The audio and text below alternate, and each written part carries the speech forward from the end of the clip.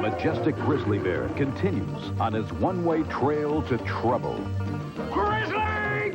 Grizzly! When he invades the lowlands of the cattleman's empire. Now the stage is set for the final confrontation of man and beast. I'm going to get that grizzly. Find out who survives the final test of might for the right to rule in the conclusion of Wob's quest to become King of the Grizzlies on this wonderful world of Disney. Coming up next. Our story begins after these important messages.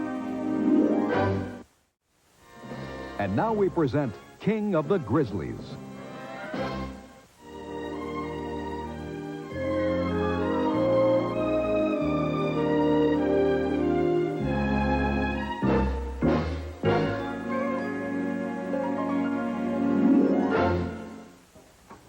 In part one of King of the Grizzlies, we met Wob, a playful grizzly cub living in the Canadian wilderness. The little bear had a knack for sliding into trouble.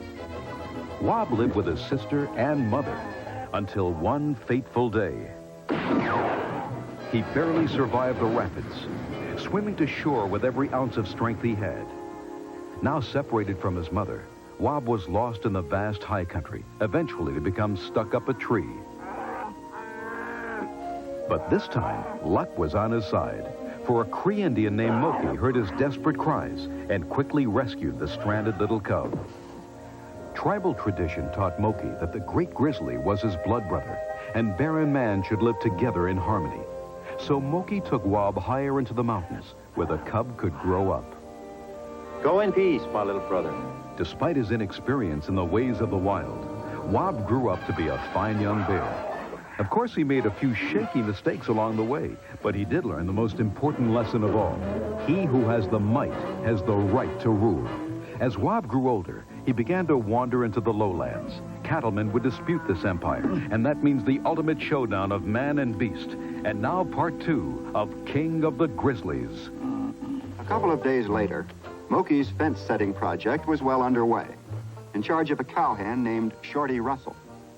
Shorty had a lot of sterling qualities, but hard work wasn't one of them.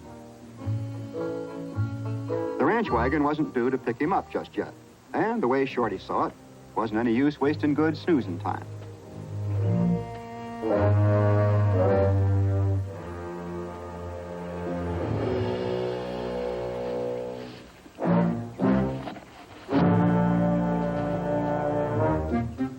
By now, Wob was already deep in ranch country, and this just happened to be his day for pushing over trees.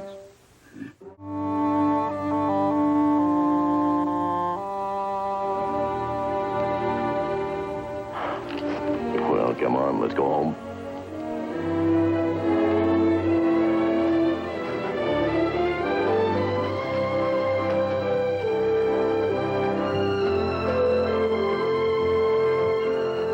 So once again, the Indian and his brother the bear had met in peace, just as the Great Spirit had commanded they should.